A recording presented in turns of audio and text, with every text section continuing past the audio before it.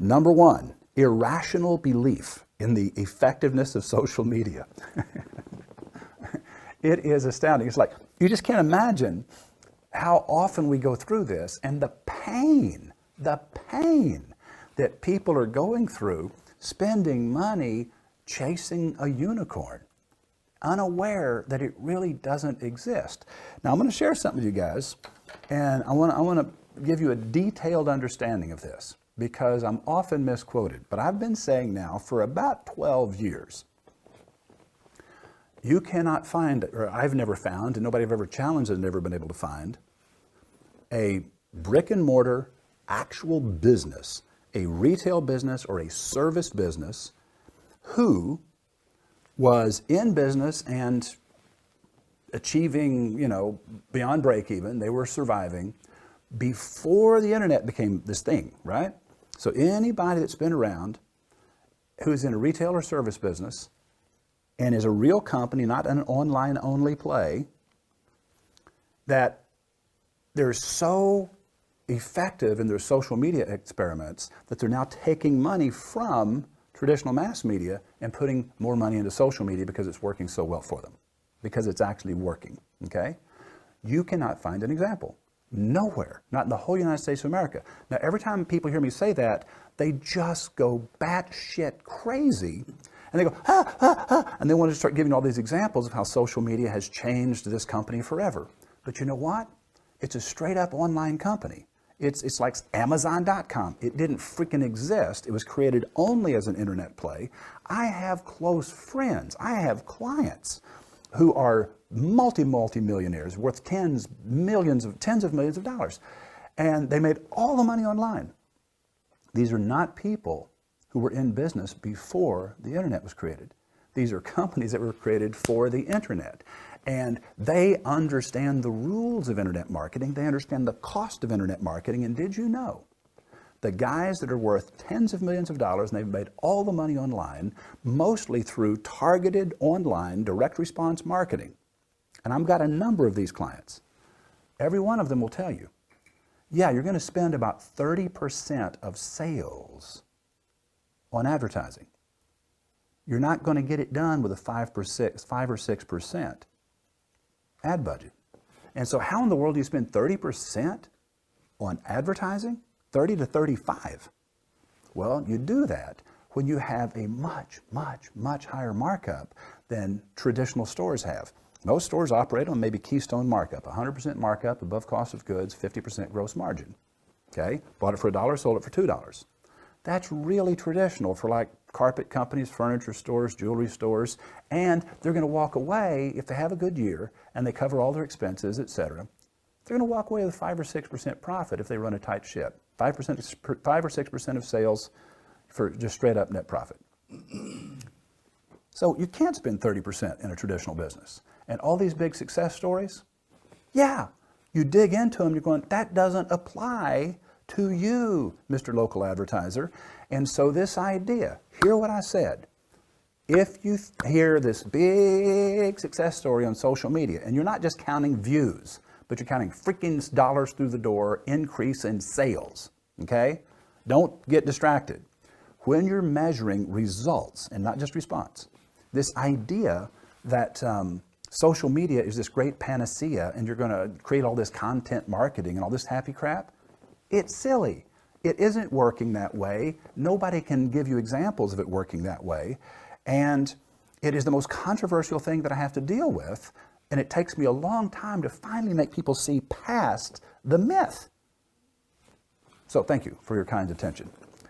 Number 2, overconfidence in the value of targeting. This, I'm not saying it has no value. Remember what I said about paired opposites? I'm not saying it has no value.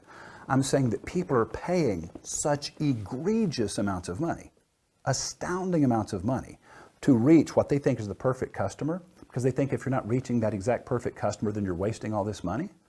And it's like, no, you remember the 250 people that are influences in your life? It pays to reach them. We would not, see, nobody would buy a Ferrari if the rest of us didn't know what a Ferrari was. The fact that Ferrari and BMW and a bunch of other luxury products, Louis Vuitton, Does Louis Vuitton only market to people who have the money to afford Louis Vuitton? No. They make sure we all know about it, and they make sure we all know how aspirationally expensive it is. Now, this idea of targeting has never built a successful company, but yet everybody thinks that's the key to becoming more successful. Now, fear of criticism. This might wind up being number one. There's a chance I'm going to rearrange these, but fear of criticism is number three. Now that we're in a we generation, as opposed to a me generation, it is unbelievable how quick people are to get all puckered up and shrill and oh my God, we got some angry phone calls and people are telling us they're never going to buy from us again. Oh my God, danger, danger. Will Robinson, we need to pull the ad, we need to make these changes. Okay, now, we're going to get back to that in a minute, this fear of criticism thing. It's going to be recurrent. Number 4, the assumption that your message is relevant. It goes right along with over-targeting. Whenever you think you're reaching the perfect target, people send out the flimsiest, wormiest messages, utterly bland, and there's no real teeth in it. Now, I love the teeth in the university ad for the dairy scientists. I pointed that out at the time. Most ads, when they're really targeted, they have no such thing. And this had wonderfully targeted information. And if there was the parents that were listening, or if it was the prospective student that was listening, or if it was a friend or grandmother or grandfather of the student, or even a coworker or an employer of the student who knew that the student, prospective student, had aspirations to go to college and didn't know what they were going to be yet, you're informing a bunch of people who aren't your target, but it's an impressive message and it matters. And to run that in social media and target it as a Facebook, whatever, to the correct age of people and all that, promise you, dollar for dollar, promise, dollar for dollar, would not yield nearly the results of that same message on the radio, because the untargeted support system of the student, the prospective student, the influencers, they really do matter.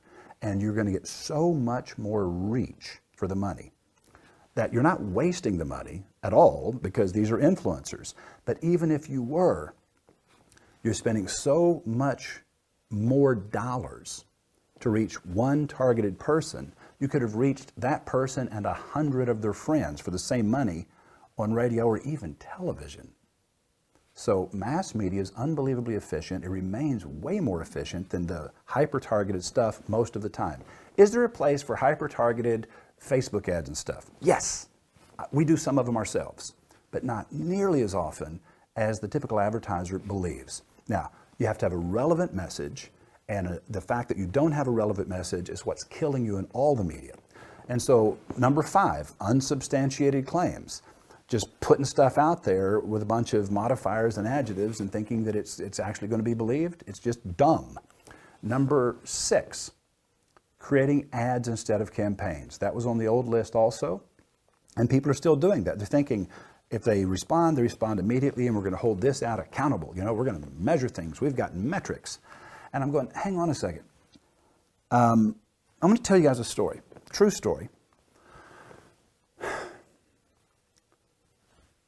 As often happens, we created a whole new identity for a very successful advertiser, and just the company began to grow hugely. It's like, wow, this new identity really resonates with people, and it just was taken off like crazy.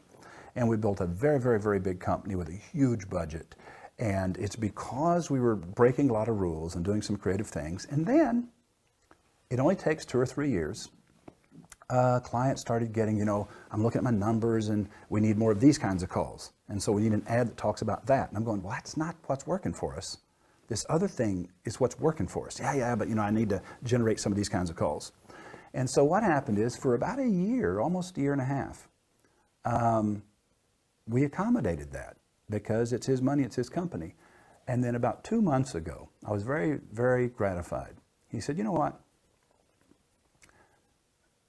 people still talk about the earlier ads before we started making the specific offers with a specific call to action. And you tried to tell me not to do that, and I overruled you, and I'm sorry, because you were right.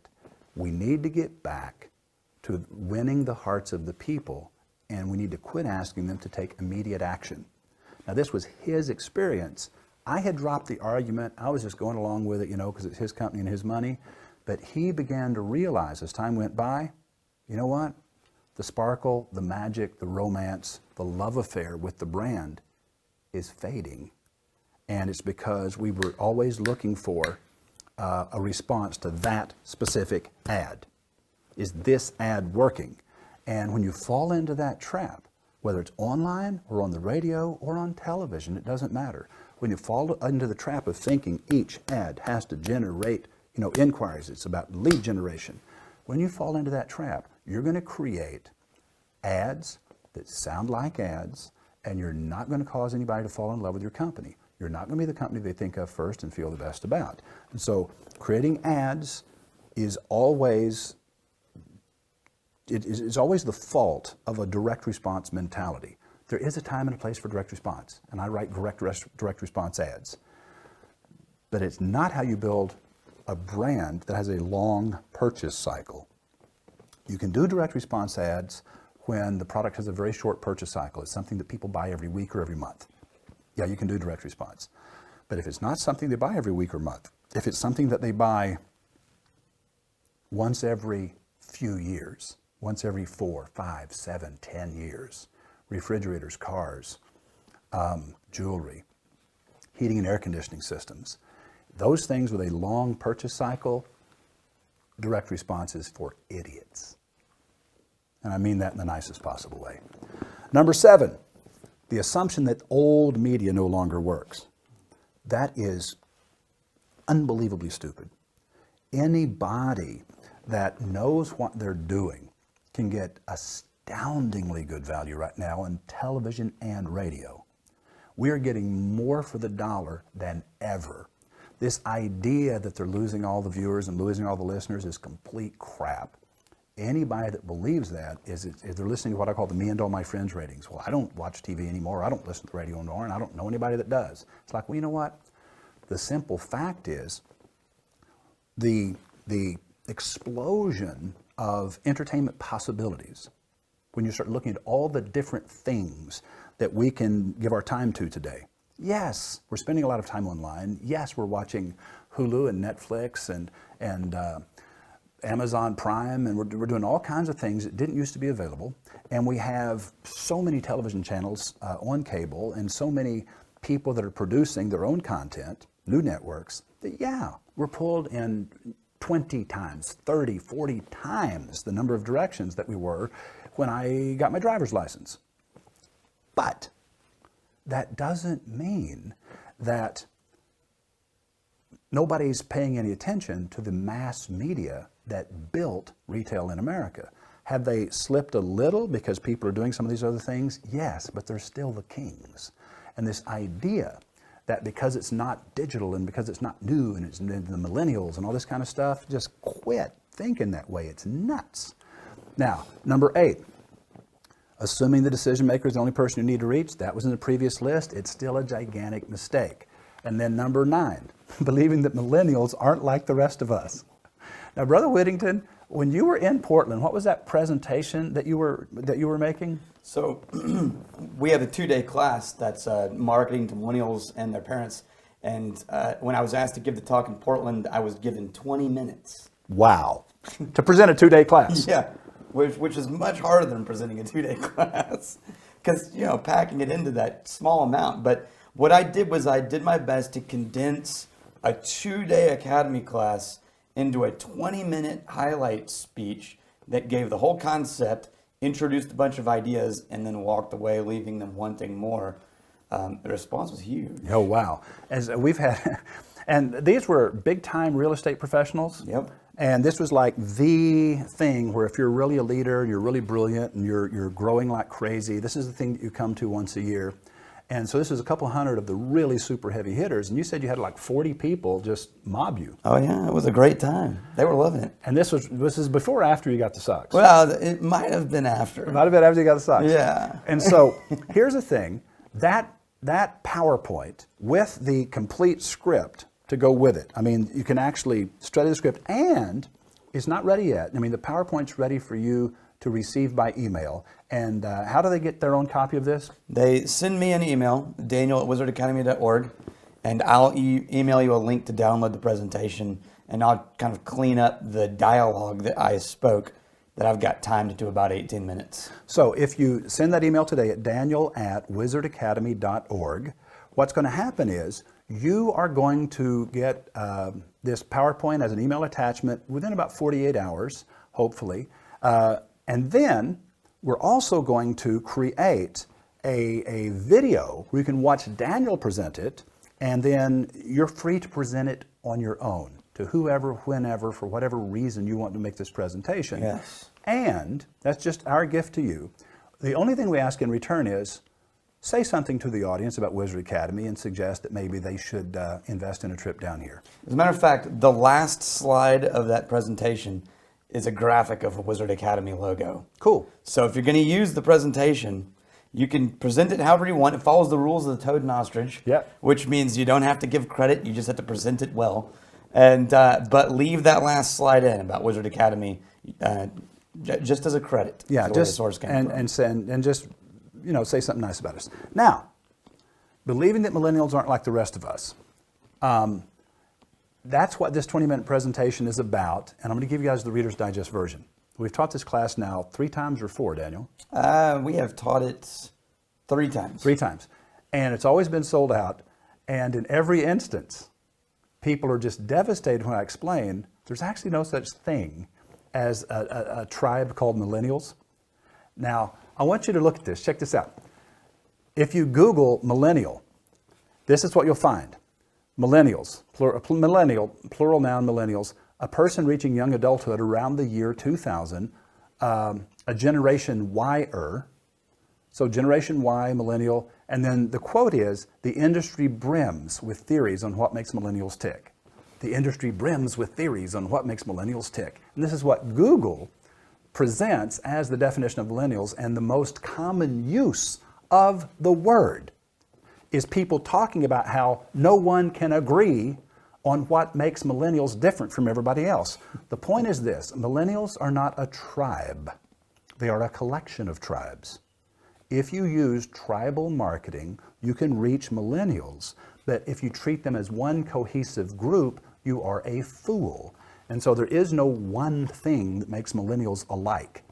There are categories of millennials, and you can reach any category of millennial, just like you can reach any other category. And guess what else you're going to find? When you're reaching a category of millennial, when you're reaching a tribe within the millennials, you're going to find out there's a lot of people that belong to that tribe who aren't millennials, that are much older or much younger than the millennials. And it's kind of like, so it really never is about birth cohorts. It's always about belief cohorts. It's always about values cohorts. It's always about perspective cohorts.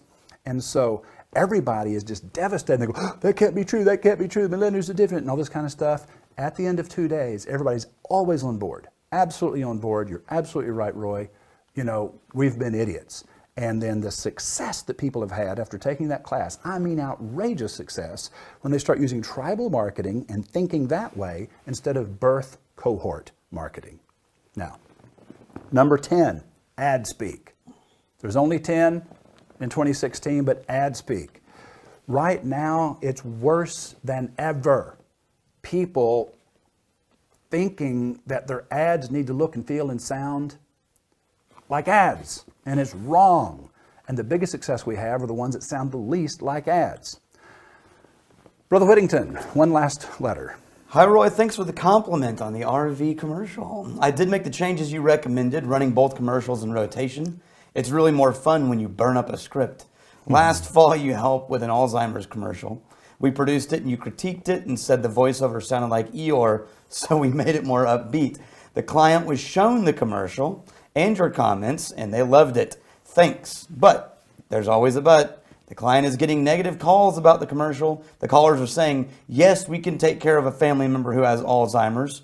So we pulled the spot. Yes, we can. We can take care of We somebody can that do has that. You Alzheimer's. can't We tell can us do what that. to do. I'm insulted. I demand you quit saying that. I've written another script trying to appease. Please let me know what you think. Thanks, Pete Conway. Okay, now first thing we're going to do is look at the first script. Here's the original. They took care of you when you were young. You take care of them when they're old. That's the deal. But you're not equipped to deal with Alzheimer's. Sons and daughters never are. You need help. You need Liberty Village of Freeport. We're here to give them the love and attention and care and concern they deserve. You don't know how to deal with Alzheimer's, but we do. Okay, now that ad generated outrage. Pete, the mistake that I made was not preparing you to pre-sale. If you would have gone to the client and said, hey, listen, I promise you a lot of inquiries. I also promise you a lot of outrage. The people my bad, Pete. I should have warned you. You need to prepare the client and get them to agree so they have on their bulletproof vest when people who have no life call up just to complain about something you said. It is the witch hunt cycle of the we generation. If you go back and read Pendulum, the last 10 years before the zenith of a we entered the witch hunt in 2013. The whole presidential race right now, it's because we're in the final 10 years. It's an 80-year round trip, by the way. The last time we were here was 80 years ago. And if you look at what was happening 80 years ago, it looked, felt, tasted, smelled exactly like it does right now. Here's my point. In a witch hunt cycle, everybody is quick to be offended and everybody demands that you be something other. And so right now, we're having more successful campaigns than we've ever had. And it's because we're preparing our clients. We're preparing them for who is going to complain, what they're going to say when they complain. And we say, now, if you're not prepared for that, then let's not run this ad. Let's just run a little castrated ad, and then the phone isn't going to ring with anybody wanting to buy from you or complain at you. So do you want to do that, or do you want to man up and just prepare to fend off the idiot little bitching whiners? I don't know, it's your call, whatever you want to do. Now, if you have that conversation up front, you can have it with more class and style than I just demonstrated, but here's my question. When they buy in, they say, yeah, let's bring it. Let's bring the heat. Let's do the thing that's going to be maximum effectiveness. Anything that has the power to move people, really move them, isn't going to move them all in the same direction. Now, I'm not going to show you the ads because we're almost out of time. We've only got about 6 more minutes. But I have a campaign right now. I've written 23 ads so far for this campaign. And it is a company